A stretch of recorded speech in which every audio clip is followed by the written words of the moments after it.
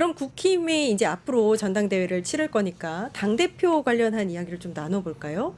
일단 어제 전해진 소식에 따르면 김용태 비대위원장이 최근에 민심을 듣겠다면서 전국을 순회하고 있는데 한국경제 단독 보도에 의해서 유승민 전 의원과 비공개로 만났다. 만나서 보수의 재건 방안 등을 두고 논의했다. 이런 소식이 전해졌습니다. 에디터님께서 50분에 가셔야 되니까 네. 먼저 한번 말씀 듣고 네. 이거는 이제 김용태 그 위원장의 좀 전략적인 포석이 깔려 있는 것 같아요. 그러니까 뭐랄까 이제 새로운 리더십의 주인공으로 유승민 전 의원도 일단 좀 끌어들이는 모습인 것 같은데 저는 일단은 그러니까 비윤이나 뭐 중도 보수에 소구할 만한 인물이 누가 있을까라고 판단해가지고 유승민 의원을 만나고 뭐 이제 경청하는 비대위원장으로서의 모습도 보여줌과 동시에 뭔가 좀 자신 정치인 김용태로서의 외연을 확장하는 모습인데 죄송한 얘기입니다만 유승민 전 의원은 김용태 비대위원장을 어떻게 생각하고 있을까요? 정치도 한참 오래 하신 네. 분이고 김용태 비대위원장이 그간 비대위원장으로서 보여줬던 모습 자체가 새로운 보수의 리더십으로 각인되기에는 두 사람은 너무 물과 기름 같습니다. 좀 이질감이 느낀다는 말씀을 좀 드리고 싶은 거고요. 물론 같은 정당 소속이긴 한데 김용태 비대위원장이 그동안 쉬고 있었던 유승민 전 의원을 끌어당겨가지고 보수의 구심점으로 삼겠다라는 전략인 건지 아니면 본인이 이런 사람들을 만나고 있기 때문에 외연을 넓히고 있습니다라고 홍보하고 싶은 건지 잘 모르겠는데요. 이런다고 해가지고 김용태 비대위원장이 새로운 정치 아이콘으로 부상할 수도 없고 유승민 전 의원이 김용태 비대위원장을 만난다고 해서 유승민 전 의원이 재부상하지도 않는다. 둘은 어울리지 않는 그림이다. 저는 이렇게 봤어요. 그러니까 이 행보가 하필이면 김용태라는 그 힘 뭐라 그럴까요? 이제 바지. 바지. 네. 예. 대신 말씀을 해주셨으니까 예. 그런 인물이 지금 하고 있는 행보이기 때문에 아무 뭐 영향을 미치지 못할 것이다라고 네. 말씀하셨잖아요. 예. 가시기 전에 한 가지만 또 있어요? 네, 마지막으로 하나 더 예, 뽑아. 말씀하세요. 예. 네, 안철수 의원의 그 민심 경청은 어떻게 생각하고 계세요? 뭐 한동훈 전 대표도 당원 확대 운동 주력하고 있고 안철수 의원은 부산 대전 돌고 있거든요. 네. 이런 인물들의 행보는 어떻게 보세요? 그러니까 이제 도파민이 돌 때가 늘 있어요. 정치인도 선거 시즌만 되면 도파민이 생기거든요. 난가 뭐 이런 거? 그러니까 난가는 이제 뭐 대선 때도 생기고 뭐 네. 총선 때도 생기고 늘 생기죠. 네. 전당대회 때도 생기고요. 네. 근데 방금 말씀하신 그 후자에 대한 부분인데요. 안철수 의원은 어쨌든 대선에 나갈 때도 당권이었고 지금도 당권이에요. 오직 당권인데 안철수 의원이 정치를 좀 오래 하신 분이고 대선 경험도 많고 다 많지만 과연 당내에서 국민의힘이란 정당 내에서 안철수 의원이 당대표로서 선출될 수 있느냐의 문제는 전 잘 미지수라고 봅니다. 현실적인 문제가 좀 있어요. 왜냐하면 안철수 의원이 오늘도 송미령 장관과 관련돼서 내란 국무회의에 들어갔던 사람이기 때문에 이 사람 장관 유임해서 안 된다는 메시지를 이미 냈고요. 지금도 민심 투어를 하고 있으면서 합리적이고 상식적인 메시지를 내고 있는 보수 정치인이고 저는 그 메시지에 동의를 하는 편입니다만 국민의힘이라는 지지층, 국민의힘 내부에 있는 지지층이 그리 합리적이지 전 못하다고 봐요. 왜냐하면 여전히 친윤 정당이고 윤석열을 그리워하고 윤석열을 외치는 사람들이 당권에 거머쥘 가능성이 더 높거든요. 송원석 원내대표가 그래서 뽑힌 겁니다. 그렇죠. 근데 안철수 의원이 이런 식으로 민심 투어를 한다고 해서 당심을 얻을 수 있다? 오히려 당내 선거는 더 어려워요. 대선 경선보다 더 어렵습니다. 더 어렵다. 당원 비율이 더 높거든요. 네. 그렇기 때문에 이렇게 하신다고 해가지고 몸풀기는 몸풀기로 끝날 뿐이지 본선은 나갈 수 없을 것이다. 나갈 수 없을 것이다까지 51분인데 박영식 시사 에디터님 보내드리고 저희는 10분만 더 이야기를 나눠도 될까요? 네. 그럼 보내드리겠습니다. 네. 그 당대표 이야기를 좀 계속해서 나눠볼까요? 당권 경쟁이 아무튼 치열하게 벌어지고 있는 상황에서 김용태, 안철수, 한동훈 전 대표까지 여러 가지 몸풀기를 하고 있다. 이 이야기를 나눴는데 일단 이제 박 에디터님의 말씀으로는 뭐 이제 당내 선거기 때문에 오히려 더 친윤이 이제 많은 포섭을 하고 있는 국민의힘에서 별로 힘을 얻지 못할 것이다. 이런 분석을 하신 것 같아요. 특보님은 어떻게 보고 계세요? 지금 박영식 에디터가 좀 얘기를 하다 가셨는데 이 송원석 원내대표가 얼마 전에 저 원내대표가 되셨는데 저 그 사전 예상으로는 결선 투표라도 가지 않을까 뭐 이런 생각들을 그랬죠. 했었죠. 네. 3파전이었으니까. 네. 근데 그냥 1차에서 압도적으로 끝나버렸어요. 네. 그러니까 지금 국민의힘은 중간에 그 젊은 김용태 비대위원장을 내세우긴 했지만 친윤 정당이라고 하는 건 윤석열 정당이라고 하는 데서 거의 바뀌지 않았다. 이거를 송원석 원내대표가 몸으로 웅변을 하고 있다 이렇게 볼 수밖에 없습니다. 네. 그러면은 그런 상황에서 그 국민의힘 당대표 선거 내용이 바뀌어질 것인가 이렇게 예상하기는 굉장히 어려운 거죠. 그러면 이제 중요한 건 김문수, 한동훈, 안철수 이렇게 만약에 후보가 나온다고 하면 또 예. 누군가 나온다고 하면 예. 김문수 후보가 어떻게 하느냐가 제일 중요한 상황입니다. 지금. 그러게요. 그러니까 김문수 후보는 뜻밖에도 대선에서 41.15%라는 득표를 했어요. 그것도 문제 여러 가지 이 41.15라는 거를 어떻게 분석해야 되느냐는 여러 가지가 있겠습니다만 아무튼 예상보다 좀 많은 표를 얻은 건 사실이거든요. 그러면은 지금 국민의힘 당대표 선거에서도 여전히 제일 중요한 거는 친윤들의 생각이고 그들의 정치적 대표로 대선 후보에 나왔던 김문수 전 후보가 어떻게 행보를 할 것이냐 이게 제일 중요합니다. 근데 한 가지 또 여기서 드는 의문점은 김문수 그러니까 전 장관이죠. 이분이 진짜 친윤계라고 보는 게 맞는가? 그러니까 친윤 측에서는 김문수를 당대표로 밀 수 있는가이거든요. 어떻게 보세요? 그러니까 김문수 후보가 만약에 당대표 후보로 나온다고 하면 그건 너무 당연할 것 같고요. 그다음에 김문수 후보가 나오지 않고 또 다른 후보가 나온다고 하면 그가 누구일지는 아직 모르겠습니다만 그 사람은 친윤을 대표하는 후보로 나올 거예요. 그렇겠죠. 그리고 가장 강력한 후보가 될 겁니다. 김문수 전 장관은 지금 당대표로 나오지 않겠다라는 입장을 계속 피력하고 있고 사실 제3의 인물은 사실 나오고 있지 않은 상황에서 부의장님 어떻게 보시는지. 김문수 전 장관이 가장 나오고 싶어하는 것 같아요. 그러니까 가장 나오고 싶어하는데 지금 친윤, 그러니까 친윤이라는 표현을 이제 윤석열 대통령 사라졌는데 왜 전 주류라고 하면 된다고 봐요. 그러니까 주류라고 한 60-70% 영남 위주로 해가지고 영남의 광역단체장과 영남의 의원들 추측으로 한 그 세력들이 윤석열 전 대통령도 불러와가지고 후보 만들어서 대통령 만들고 권세 누리고 탈당한 다음에도 여전히 송원석 원내대표 만들고 권세 누리고 있잖아요. 그 사람들이 지금 어떻게 보면 전 구악이라고 보거든요.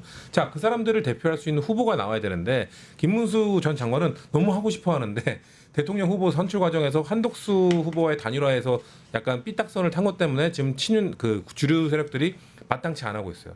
안철수 후보 뭔가 그 전당대회 이후에 막 성실하게 막 하는 걸 보고 괜찮은가 했는데 갑자기 최근에 아주 합리적이고 상식적인 발언을 했죠.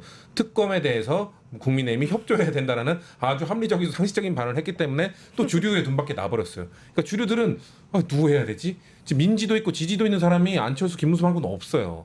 근데 마땅히 지금 마음에 안 들어. 그렇기 때문에 김문수 후보는 어차피 너네 나 해줄 거잖아. 너네 사람 없잖아. 근데 나 안 나가. 나 나갈 생각 없습니다. 뭐 당이 우선입니다. 뭐 이런 얘기 하고 있는데 분명히 쿡 지르고 시키면 바로 할 겁니다. 국민이 부르니까 당원이 부르니까 나갑니다 하면서 할 건데 지금 주류가 안 찔러주고 있는 거거든요. 그러니까 부르는 걸 기다리고 있는 거지. 김문수 전 장관은 너무 하고 싶어 할 거예요. 그게 다 티가 납니다. 지금 사람들 은밀하게 만나고 있는 거 다 소문 나고 있고 네. 겉으로 안철수 의원처럼 이 대중 행보를 안 하고 있을 뿐이지 지금 물밑에서 사람들 만나고 있는 거 김문수 후보 하고 있거든요. 그렇기 때문에 결국에는 김문수, 한동훈, 안철수 이렇게 3파전으로 갈 그렇게 될 것이다라고 가능성. 보는. 근데 저는 한동훈 후보가 안 나올 가능성도 있다고 봅니다. 왜냐하면 한동훈 후보 측에서 보면 한동훈 전 대표 측에서는 결국 이번에 나와서 어떻게 해가지고 이겨봐야 내년 지방선거 때. 또 지금 내년 지방선거 지금 분위기 보면 또 민주당이 압승할 분위기잖아요. 그러면 그거에 대한 책임을 본인한테 물을 거기 때문에 그런 유불리 따지면서 또 안 나올 생각하고 있는 것 같아요. 그러니까 결국은 한동훈 전 대표도 안 나오게 되면 김 빠진 전당대회 될 거고 김용태 비대위원장이 글쎄요 뭐 전격적으로 갑자기 본인이 출마를 한다고 하더라도 그렇게 영향력 있는 예를 들면 탄핵에 찬성하고 비상경에 반대했던 사람들의 표를 모을 수 있을까? 그러기에는 동력이 너무 부족하다고 보기 때문에 그 네. 한계도 있을 거라고 생각합니다. 네, 알겠습니다. 자, 조금 전 들어온 속보인데요. 윤석열 전 대통령에 대해서 내란 특검이 체포 영장을 청구했다. 이 소식이 전해졌습니다. 일단 내란 특검이 굉장히 빠르게 진행이 되고 있는 상황에서 윤석열에 대한 그 강제 구속에 대해서 굉장히 공을 들이고 있다는 생각이 드네요. 특보님 한번 요 들어온 속보에 대해서 분석해 주실 수 있으실까요? 그러니까 굉장히 너무 당연한 거죠. 특검이 됐든 검찰이 됐든 경찰이 됐든 지금 12.3 내란 사건을 수사하는 입장에서 보면 제일 중요한 게 윤석열의 신병 확보입니다. 지금 내란 수개가 풀려나가지고 바깥으로 활보하고 있는 지가 오래되지 않습니까? 근데 이제 이런 상황이 지금 계속되고 있는 거는 이 내란 사건 자체를 왜곡시킬 수 있습니다. 그러니까 제일 중요한 문제가 윤석열 전 대통령의 신병을 확보하는 게 가장 중요한 문제입니다. 그렇죠. 그러니까 지금 내란 특검 조은석 특검이 네. 윤석열의 신병을 확보하려고 하는 거는 일반인의 상식으로 봐도 수사 전문가, 뭐 법률 전문가가 아니어도 가장 중요한 문제입니다. 그거를 한 것이기 때문에 너무 당연한 것이다.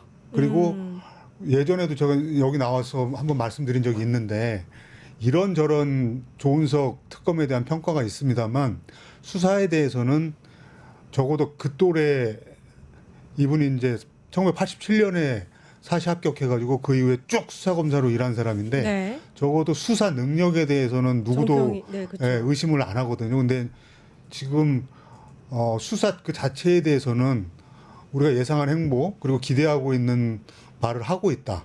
이렇게 평가를 할 수 있을 것 같습니다. 물론 왜 특검 사무실을 서울 고검 사무실로 했는가에 대해서는 언젠가 조은석 특검이 한번 밝혀줘야 된다고 생각하는데 이제 그것과 별개로 수사에 대해서는 우리가 좀 기대하고 있는 대로 좀 가고 있다.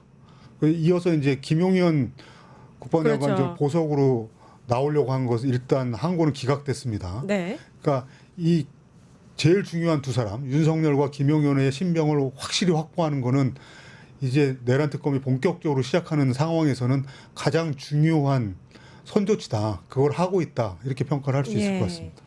조금 전 들어온 속보 내란 특검이 윤석열 전 대통령에 대해서 체포영장을 청구하면서 빠르게 신병 확보에 나섰다라는 소식까지 전해드렸고 마지막으로 한 개만 더 짚을까요? 홍준표 전 대구시장이 은퇴를 하신 거라고 생각했는데 다시 또 안 하신 것 같습니다. 지금 이제 화면에도 나가고 있는데요. 페이스북에 글을 올리셨어요. 한국의 보수 세력을 망친 주범은 윤석열, 한동훈 두 용병이다. 부하 내동한 국힘 중진들이 더 나쁘다. 이렇게 비판을 했습니다. 좀 해석을 해주시죠, 부의장님. 근데 뭐 홍준표 전 시장은 지금 정치 인플루언서 같은 상황인데 새로운 직장의 그렇죠. 그러니까 정치를 직업이네요. 은퇴한 게 아니에요. 네. 그러니까 그 국민의힘에서 은퇴했을 뿐이지 여전히 정치적 영향력을 행사하는 인플루언서로서 지금 활동을 하고 계신 거고 그리고 지금 이제 지극히 상식적인 얘기들을 하고 있죠. 망친 새 주범은 윤석열, 한동훈 두 용병이다. 근데 지금 이 국민의힘 윤석열, 한동훈이 타고 있던 국민의힘이라는 배에서 지금 사실 침몰하기 직전에 뛰어내리신 거잖아요. 본인도 같이 타고 있었잖아요. 네. 본인이 같이 타고 같이 항해를 쭉 하다가 침몰할 것 같으니까 재빠르게 뛰어나온 다음에 저 배 침몰한다 저 나쁜 놈들하고 하는 게 과연 국민들에게 전 설득력이 있을까? 본인은 내부에서 뭘 했는가? 계속해서 윤석열 전 대통령에 대해서 뭐 어쩔 수 없이 불가피하게 모시고 있다. 뭐 이런 얘기 했잖아요. 그때는 윤석열 전 대통령에 대해서 마땅히 그렇게 대놓고 비판도 못했으면서 대놓고 지적도 못했으면서 그냥 애둘러서 어쩔 수 없이 모셔야 된다. 이런 식으로 버티고 있었잖아요. 그러다가 본인이 결국 그때까지 버텼던 이유가 뭡니까? 본인이 대선 후보가 될 거란 믿음이 있었기 때문에. 근데 결국 본인이 대선 후보 안 되니까 뛰쳐나간 거잖아요. 네. 그럼 그런 걸로 봤을 때 지금 홍준표 전 시장이 하는 말들이 얼핏 들으면 다 상식적이고 합리적인 말들 맞습니다만 당신 얼마 전까지 그 안에 있었잖아. 지금 나와서 갑자기 그런 얘기할 자격이 있어라고 했을 때 과연 홍준표 전 시장 할 말이 있을까요? 그 홍준표 전 시장이 내세우는 대안이라는 게 뭔가요? 보수신당 창당인가요? 그러면 어떻게 보세요? 근데 이거는 이제 지켜봐야 되는 문제인데 여러 번 이제 홍준표 전 시장에 대해서 우리가 얘기할 때 대부분의 사람들이 다 동의한 것이 지금 부의장님도 얘기하신 것처럼 그냥 국민의힘을 탈당한 거지 정치를 그만둔 사람은 아니다.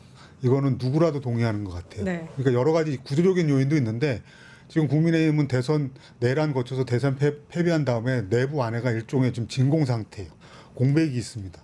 근데 그거를 메꿀 세력이 누구냐? 국민의힘 포함해서 보수 전체를 얘기한다고 그러면 현재 한국 정치에서 보수수를 얘기한다고 그러면 그 공백을 메꿀 사람 중에 하나로 홍준표가 아직 살아있는 겁니다.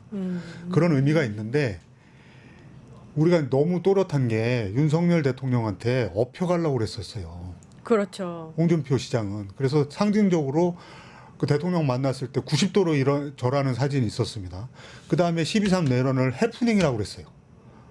그리고 그러니까 내란을 그렇게 세게 비판하지 않았어요.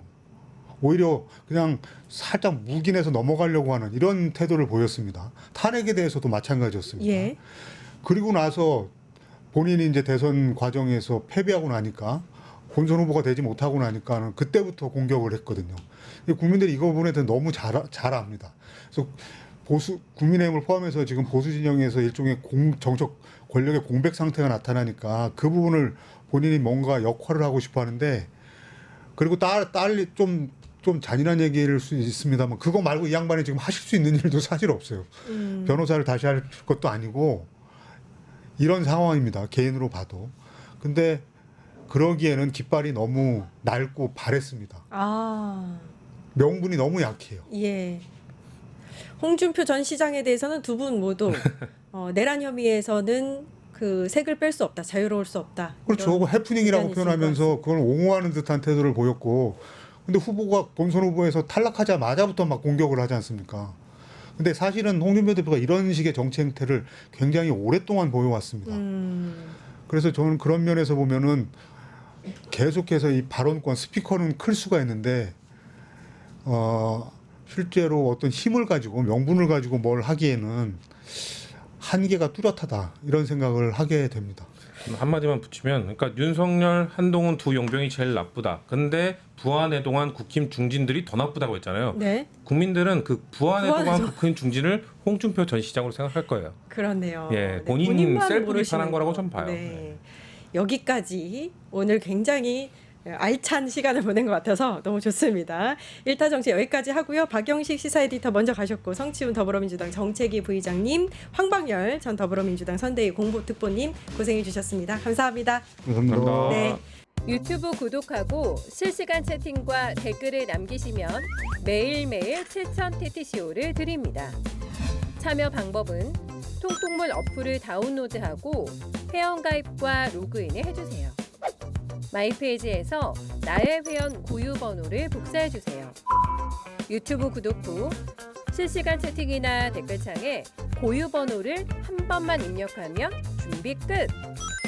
지금 유튜브 채팅과 댓글 쓰기 참여하고 실천 TTCO 받아가세요.